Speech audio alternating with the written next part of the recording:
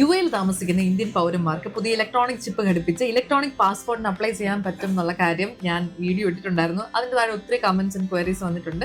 So this is a Q&A session to clear all your doubts.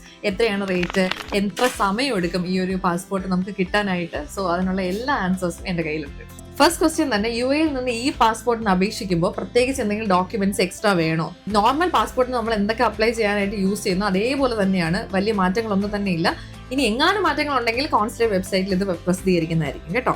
അപേക്ഷ സമർപ്പിച്ചതിന് ശേഷം പുതിയ electronic passport ലഭിക്കാൻ എത്ര സമയം എടുക്കും? തത്കാലിന് 3 വർക്കിംഗ് ഡേയ്സും നോർമലിന് 30 വർക്കിംഗ് ഡേയ്സുമാണ് എടുക്കാറ്. ഫീസിന്റെ കാര്യത്തിൽ കുറച്ച് ഡൗട്ട്സ് വന്നിട്ടുണ്ട്. ഇലക്ട്രോണിക് പാസ്പോർട്ടിന് അപ്ലൈ ചെയ്യുമ്പോഴത്തേക്ക് എന്തെങ്കിലും എക്സ്ട്രാ ഫീസ് ഉണ്ടോ എന്നുള്ള കാര്യം. ഇല്ല, ഫീസിൽ വലിയ മാറ്റങ്ങളൊന്നും തന്നെ ഇല്ല. പക്ഷേ ഫീസ് എത്രയൊക്കെയാണെന്നുള്ള കാര്യം ഞാനിപ്പോൾ ഡീറ്റെയിൽ ആയിട്ട് പറഞ്ഞുതരാം. ഓക്കെ, ഇപ്പോൾ പാസ്പോർട്ട് 2 തരത്തിലുണ്ട്, നോർമലും ഉണ്ട്, ജംബോ ഉണ്ട്, പേജസിന്റെ എണ്ണം അനുസരിച്ച്.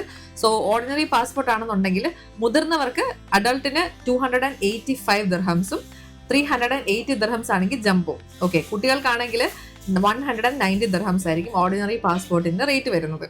തത്കാലാണ് എടുക്കുന്നതെന്നുണ്ടെങ്കിൽ മുതിർന്നവർക്ക് 855 ദിർഹംസ് അല്ലെങ്കിൽ 950 ദിർഹംസ് ജംബോ ആണെങ്കിൽ, കുട്ടികൾക്ക് 760 ദിർഹംസ് ആണ് വരുന്നത്.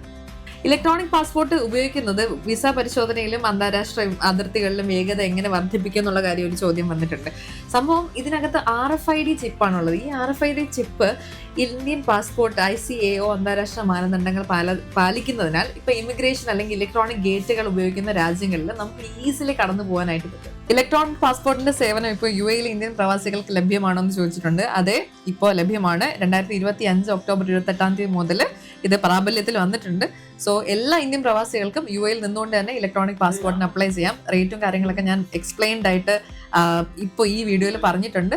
നിങ്ങൾ ലിങ്ക് ഒന്ന് കമന്റ് ചെയ്ത് കഴിഞ്ഞാൽ എങ്ങനെ രജിസ്ട്രേഷൻ ലിങ്ക് ഞാൻ ഡയറക്ട്ലി DM ചെയ്തു തരാം. ഇനിയും എന്തെങ്കിലും ക്വസ്റ്റ്യൻസ് ഓർ ക്വയറീസ് ഉണ്ടെങ്കിൽ please let us know in the comments below. So this is Alfia signing off from Arab Media.